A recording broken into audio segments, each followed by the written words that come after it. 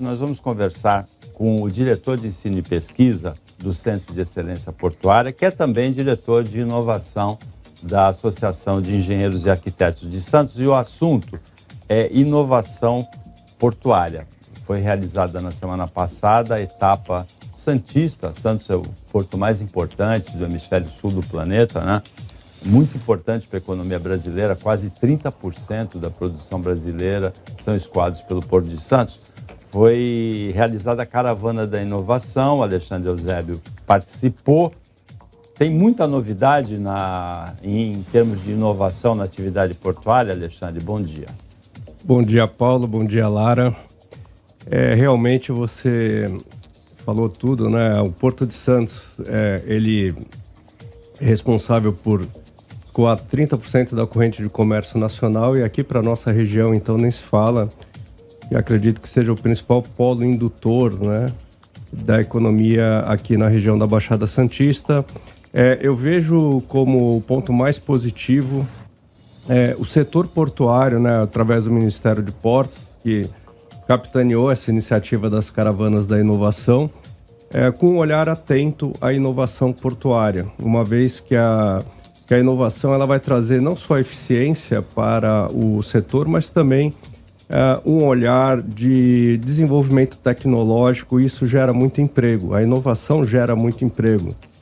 Então, eu acredito que essa atitude do MPOR de ter a inovação como um fator estratégico na sua gestão já é uma grande inovação. Eu fui visitar, deve fazer 2 anos e meio, o terminal da Santos Brasil. Fui visitar o da Embraport, que agora é DP World, não é mais Embraport, né? Em Guarujá. Eu fiquei muito impressionado com o tamanho, porque é imenso. O Maracanã cabe algumas vezes ali dentro, né? E fiquei muito impressionado com a tecnologia também, com a informatização. É um mar de contêineres. E o operador sabe exatamente, eles são empilhados na ordem que eles vão sair, pelo agendamento de chegada de caminhões e composições ferroviárias e pela atracação de navios. É uma coisa extremamente complexa, né? Olha, o setor portuário nacional ele não deve nada tecnologicamente aos portos mais modernos do mundo. Isso é fato, até porque hoje a tecnologia ela está com fronteiras bem permeáveis, né, nos países. Mas eu vou fazer uma ressalva, Paulo. Eu vou falar o seguinte, que um porto altamente tecnológico não necessariamente ele é inovador, né? Isso tem um agravante que a gente pode ver claramente aqui no Porto de Santos, que eu me atrevo a falar que mais do que 90% dessa tecnologia de ponta não é nacional. Então, é justamente isso que a gente tem que perseguir, né? O desenvolvimento de tecnologias nacionais. Porque a tecnologia, ela gera riqueza para o país, né? Através do conhecimento, da busca do conhecimento. Então, toda essa tecnologia que realmente impressiona, né? São números exorbitantes que a gente tem aqui no Parque Tecnológico instalado no Porto Organizado, no Complexo Portuário de Santos, mas ainda não faz parte da cultura dessas empresas uma forte estratégia institucional que busca a inovação. Isso está mudando, é positivo, mas somente essa ressalva, né? Nem sempre um porto tecnológico ele é inovador. Por isso que você entende que a postura do Ministério de Portos e Aeroportos de potencializar a inovação é uma novidade muito importante? Muito, muito importante. A riqueza dos países ela não é medida pelo seu consumo ou pelas suas trocas comerciais. O setor portuário, apesar de ser muito pujante, ele não produz tecnologia. Então, isso para nós, até como uma fonte de conhecimento das operações, é importante.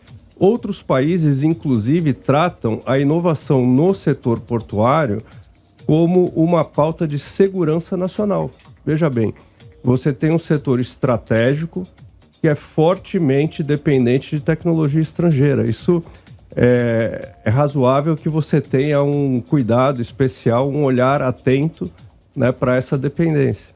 Nós estamos conversando aqui no ISFM News desta segunda-feira com com o diretor de ensino e pesquisa do Centro de Excelência Portuária de Santos, também diretor de inovação da Associação de Engenheiros e Arquitetos de Santos.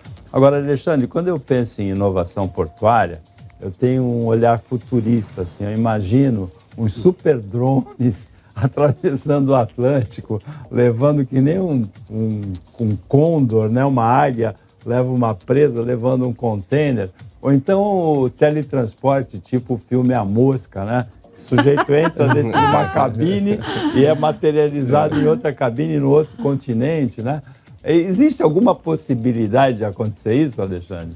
Olha, se eu soubesse a resposta, Paulo, eu vou guardar a provocação. Mas você foi muito feliz, inclusive, no seu artigo dessa semana, em trazer isso, né?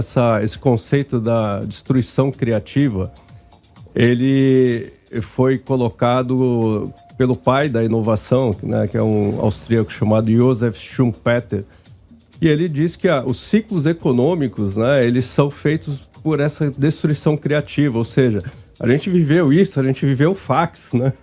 A gente tem várias tecnologias que fizeram parte da nossa vida que não está mais entre nós, vamos dizer assim. Se tornaram obsoletas. Pois né? Mas criaram novos empregos, criaram novos setores. Então, eu vejo como factível isso.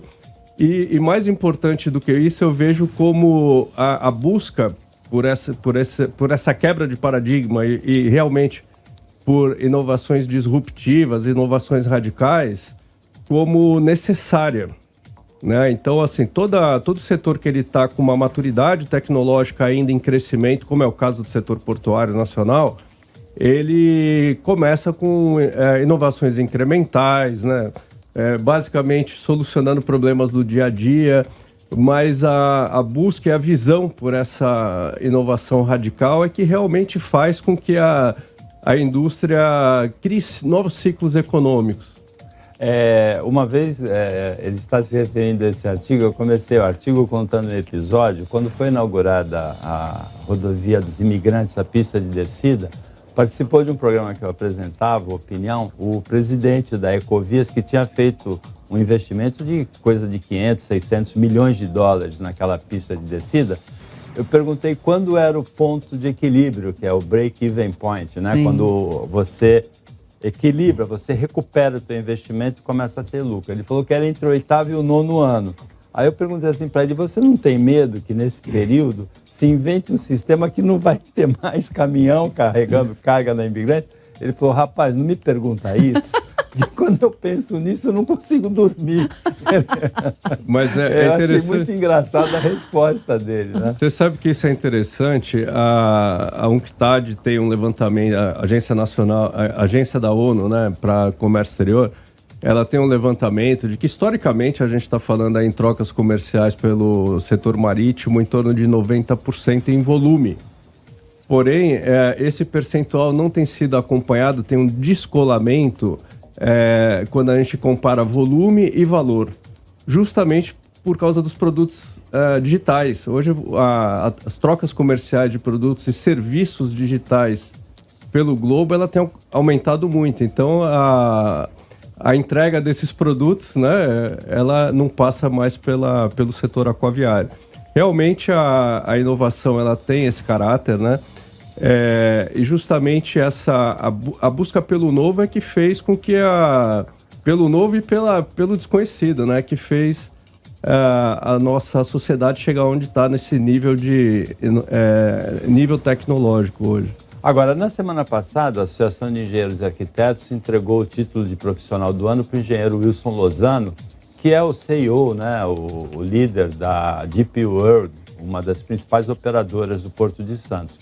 E veio conversar comigo no final o Wellington, lá da TI da DP World, que é nosso ouvinte todos os dias pelo ISFM, que é uma pessoa que trabalha, nosso ouvinte trabalha na atividade portuária com altíssima tecnologia, né? A capacitação do trabalhador portuário de Santos e brasileiro, que é onde você trabalha, no Centro de Excelência Portuária, ela tem evoluído, ela tem alcançado o patamar desejável? Olha, Paulo, é uma pergunta complexa, necessária. eu acredito que a gente, não só no setor portuário, né, mas a gente tem um déficit de capacitação que já vem aí, a gente já herda isso de décadas e décadas, com um déficit também de formação escolar que vai se acumulando ao redor da vida profissional. Realmente, a atividade portuária ela vai cada vez mais ser mais automatizada, isso é fato. Aquele trabalhador que tem hoje um trabalho mais braçal, um trabalho mais envolvido ali no perímetro primário, né, operacional, ele vai perdendo postos de trabalho, e esses postos de trabalho eles vão ser deslocados para funções com competências mais voltadas à gestão da operação, mais voltadas a essa automação.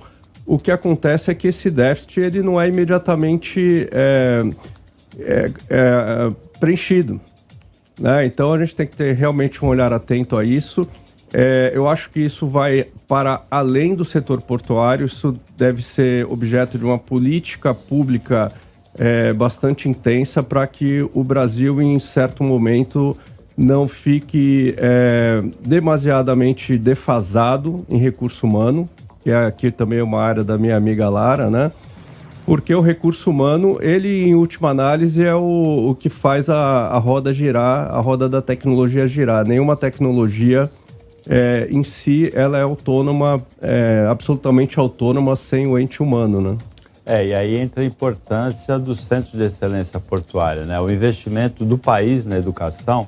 O estadista é o que investe na educação, né? O imediatista, o político, investe na próxima eleição, né? O estadista investe na próxima geração e o principal investimento é na educação.